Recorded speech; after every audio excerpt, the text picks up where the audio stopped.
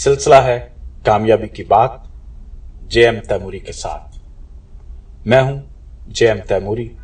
अस्सलाम वालेकुम।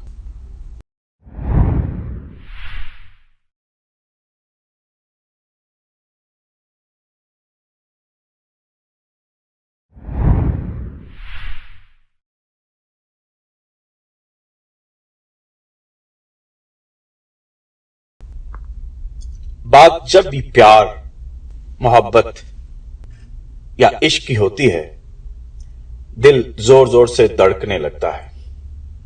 आंखों में एक अजीब सी कशिश आ जाती है। दिमाग माजी में गुजरे दिलचस्प वाकयात की फिल्म दिखाना शुरू कर देता है। मर्द हो या औरत, अपनी जिंदगी में प्यार मोहब्बत के जज्बे में जरूर इन्वॉल्व होते हैं। ये अलग बात होती है कि वो कितने और किस हद तक इस चक्कर में पड़ते हैं, मगर ये बात वसूख से कही जा सकती है कि वो इस खेल में हिस्सा जरूर लेते हैं। इनमें से कुछ इस हद तक आगे बढ़ जाते हैं कि फिर बाकी सारी बातें बेमानी और बेमतलब लगती हैं।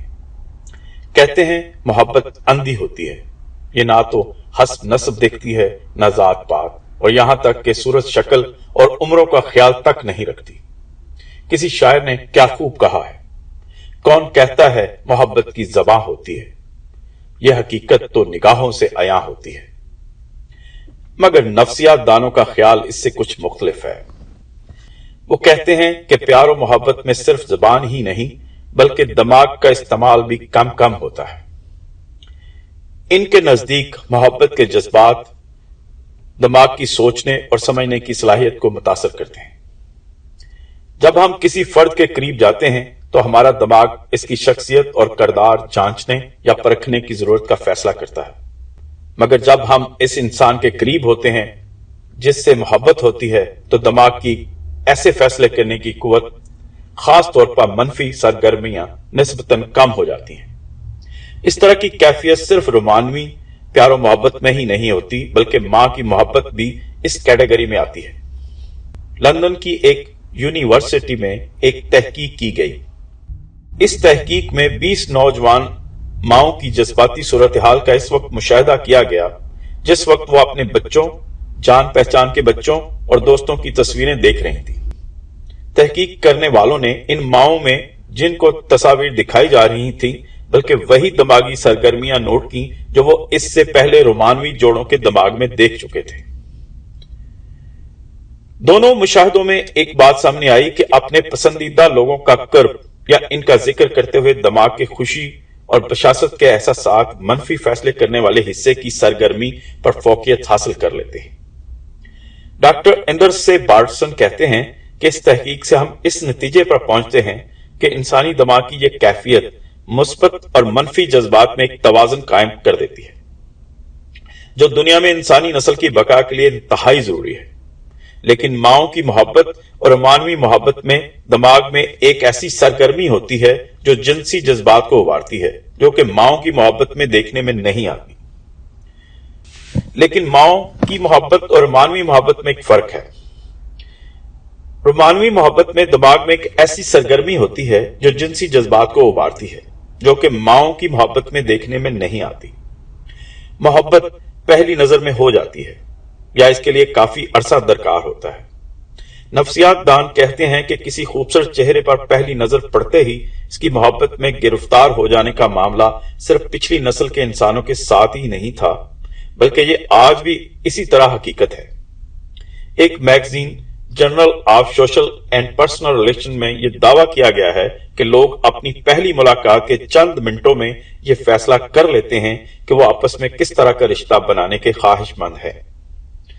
प्रोफेसर इर्तेमूज इमरीज के नजदीक आज के तरक्की याफ्ता लोग वक्त जाया करने के हक में बिल्कुल नहीं है, इसलिए स्पीड डेटिंग की अहमियत और बढ़ जाती है।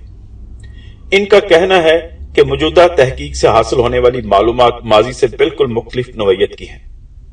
माजी के दानिशवर कहते हैं कि लोग अपनी मुलाकात के इब्तदाई चंद रोज में रिश्तों की नौइयत का फैसला करते थे, मगर नई मालूमात इसके यकसर बरक्स है।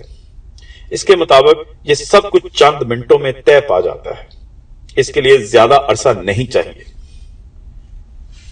मोहब्बत आखिर क्या है, क्यों होती है मोहब्बत करने वाले लोगों के साथ क्या सलूक किया जाना चाहिए? हर दौर में इन सवालों का जवाब कभी तसल्ली बख्श नहीं रहा।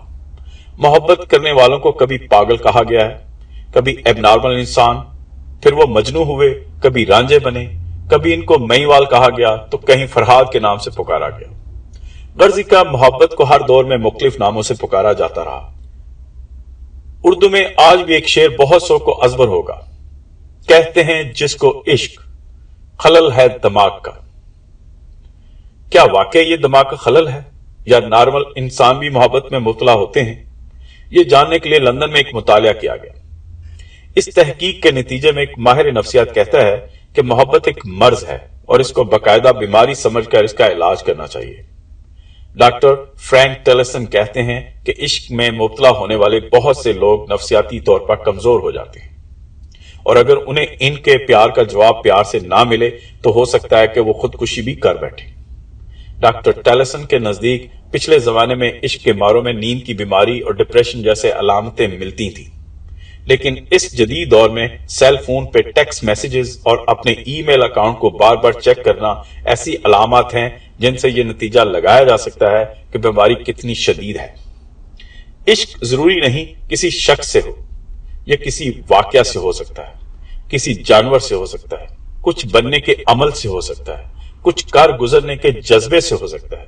इश्क करने वाले लोग नॉर्मल इंसान नहीं होते, ये इनका जुनून ही होता है जिसकी वजह से वो सब कुछ कर गुजरते हैं जो एक नॉर्मल इंसान तसव्वुर भी नहीं कर सकता। इश्क का जज्बा एक ऐसा जज्बा है जो कि हर एक में मौजूद तो होता है मगर इसको दरियाफ्त हर कोई नहीं कर पाता। इश्क किसी शक्ल में भी हो, इसकी डोरें इश्क से जा मिलती हैं। इश्क अज़ल से है और अब तक रहेगा। इश्क के बारे में अब कुछ भी कहें, कुछ भी सुने, कोई भी तहकीक कर लें, ये पहले लोग भी करते थे, ये बाद में भी होता रहेगा। कहानी इश्क के बगैर पूरी नहीं होती। ये था आज का एपिसोड। मिलते हैं दूसरे एपिसोड में। मुझे इजाजत दीजिए। अल्लाह हाफिज।